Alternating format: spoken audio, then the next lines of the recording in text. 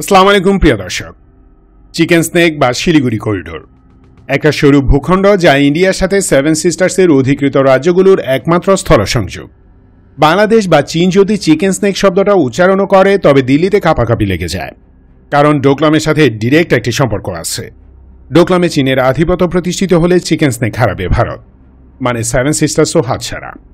কিন্তু চীন ভুটানের ডোকলাম বা ডংল্যাংয়ের সাথে এর কি সম্পর্ক? শিলিগুড়ি করিডোরে আক্রমণ করার শক্তিও আমাদের নেই, তাহলে লালমনিরহাটে নির্মিত এয়ারবেজ নিয়ে ইন্ডিয়া এত ভীত কেন? ওয়েল, চিকেন স্নেকের সাথে এই দুই লোকেশনের চমৎকার একটা কানেকশন আছে, যা দিয়ে দিল্লির ব্লাড প্রেশার বাড়িয়ে রাখা যায়। What is that? Let's see.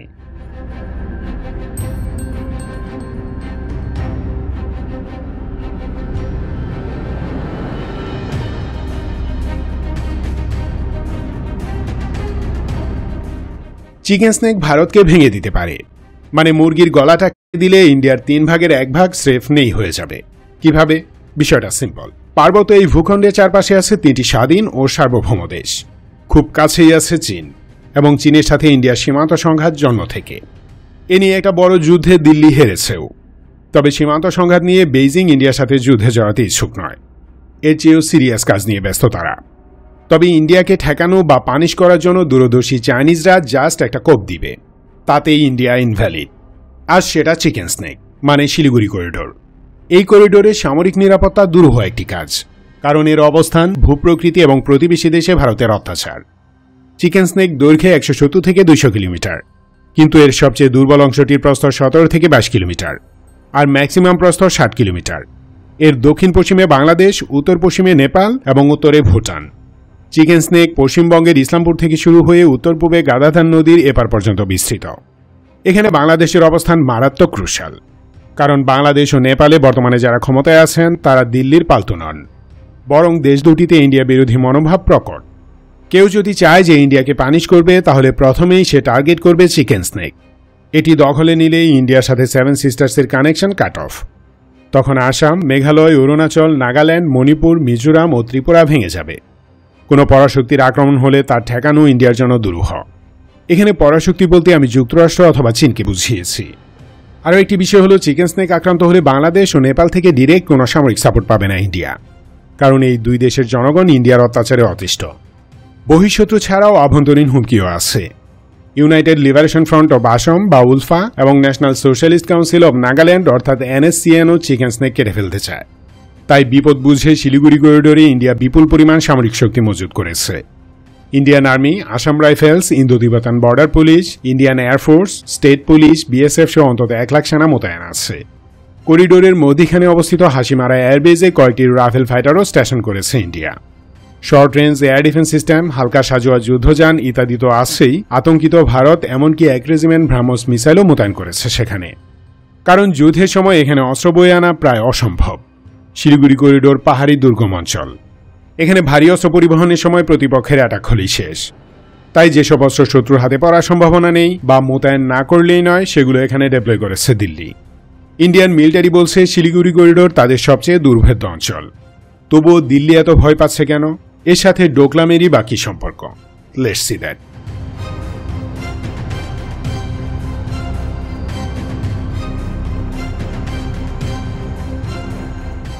First thing first, Doklam চীন ও ভুটানের মাঝে একটি বিতর্কিত বা ডিসপিউটেড টেরিটরি।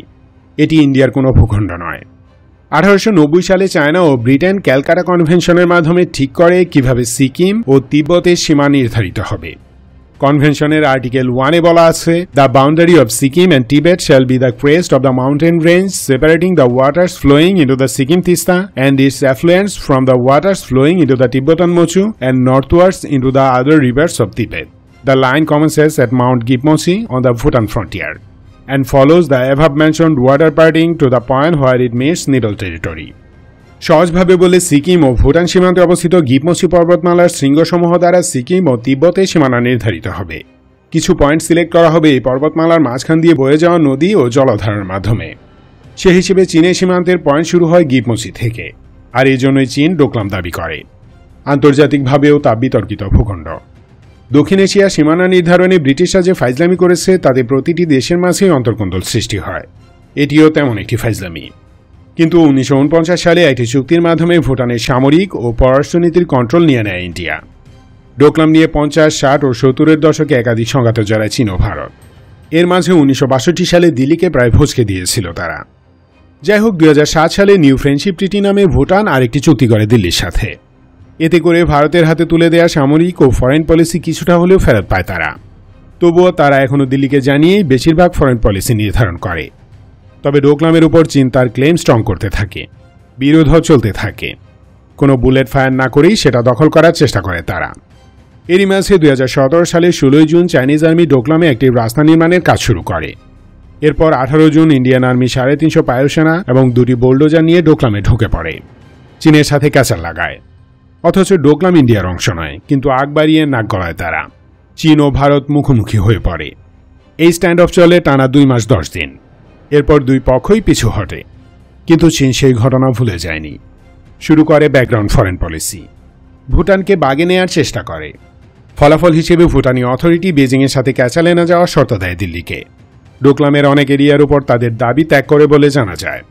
কিন্তু দিল্লি আটকে ওঠে বাংলাদেশকে দেয়া চীনের অফার টের পেয়ে। এটাই তাদের জন্য সবচেয়ে ভয়ের বিষয়। কি সেই অফার এবং দিল্লি কেন আতঙ্কিত? চলুন সেটাই দেখাই।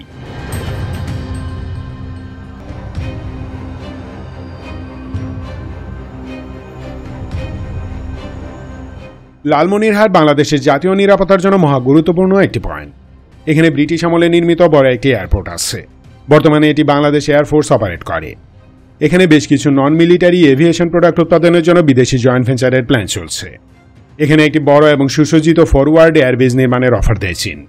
সে অনুযায়ী বাংলাদেশ এয়ারফোর্স কমান্ডের অধীনে এখানে একটি রেডার স্টেশন, রিজিওনাল মনিটরিং এবং এয়ার ডিফেন্স কমান্ড সেন্টার প্রতিষ্ঠা করার প্রস্তাব বিবেচনা করা হচ্ছে। একটি পরিপূর্ণ বেজ নির্মিত হলে লালমনিরহাটে বসে শিলিগুড়ি করিডোর তথা চিকেন স্নেকের উপর নজর রাখতে পারবে বাংলাদেশ। চিকেন স্নেক দিয়ে কয়টি যানবাহন, সাজুয়া যুদ্ধযান, ট্যাঙ্ক কিংবা ট্রেন চলাচল করলো তার হিসাব চলে আসবে আমাদের হাতে। এয়ার ডিফেন্স রেডার থাকায় চিকেন স্নেকের আকাশপথে উড্ডয়ন করা সকল বিমান ও ড্রোনের ইন্টেলিজেন্সও পেয়ে যাব আমরা। এমনকি গ্রাউন্ড সার্ভেলেন্স রেডার স্থাপন করলে ইন্ডিয়ান আর্মির মোতায়েনকৃত অস্ত্রের ধরন ও সংখ্যা সম্পর্কেও জানা যাবে। আর যুদ্ধকালীন সময়ে নিখুঁত টার্গেটিংয়ের জন্য প্রয়োজনীয় গোয়েন্দা তথ্য সংগ্রহ করা ইজি হবে। মানে লালমনিরহাট এয়ারবেজ আমাদের যে সুবিধা দিবে তা ইন্ডিয়ার হাসিমারা এয়ারবেজ দেয় না। মানে চীনকে ঘায়েল করতে যে ইনফো দরকার সেটা ইন্ডিয়া হাসিমারা এয়ারবেজে বসে পাবে না। কিন্তু আমরা লালমনিরহাটে বসে ইন্ডিয়ান এয়ারবেজ, মিলিটারি ইনস্টলেশন এবং ক্যাম্পগুলোর অবস্থা জানতে পারবো। অর্থাৎ শত্রুর বিরুদ্ধে কার্যকর এমন গোয়েন্দা তথ্যের অনেকগুলোই ঘরে বসে পেতে পারি। আর এখানেই ইন্ডিয়ার ভয়। দিল্লি ভয় পাচ্ছে বাংলাদেশ এসব ইন্টেলিজেন্স কালেক্ট করে বেজিংয়ের হাতে দিয়ে দিবে। অথবা বেজিং যদি এই প্রজেক্টে যুক্ত থাকে তাহলে তারা এমন ডিভাইস সেট আপ করবে যার মাধ্যমে কালেক্টেড ইন্টেলিজেন্স ইনফরমেশন চীনের হাতে চলে যাবে। আর ভবিষ্যতে ডোকলাম অপারেশনের সময় ইন্ডিয়া যদি চীনের সামনে দাঁড়াতে যায় তাহলে চিকেন স্নেকের উপর অ্যাটাক আসবে, থার্ড বা ফোর্থ কোনো পার্টির পক্ষ হতে। বাংলাদেশের ডিরেক্ট জড়াতে হবে না। আর আমরা জানি যে কোনো যুদ্ধে ইন্টেলিজেন্স ইনফো পরমাণু অস্ত্রের মতোই কার্যকর, কিংবা তার চেয়েও বেশি ফলপ্রসূ এক অস্ত্র। লালমনিরহাট এয়ারবেজ থেকে সেটাই করতে পারি আমরা। ডান্ডিয়ার আখান ভারত খোয়াবের এটি একটি শক্তি, একটি ভয়ানক শক্তি। এর মেসেজ হলো তোমরা আমাদের উপর অ্যাগ্রেশন চালাবে, আমরাও পাল্টা ঘায়েল করব, ভেঙে দিব তোমাদের। তাই ডান্ডিয়া ভয়ে সিটিয়ে আছে। লালমনিরহাটে শক্তিশালী এয়ারবেজ মানে চিকেন স্নেকের চারপাশে ধারালো চকচকে একটি ছুরি ধরে রাখা। Thanks for watching this video. Stay awake, stay alert and stay safe. Love Bangladesh. Long live Bangladesh.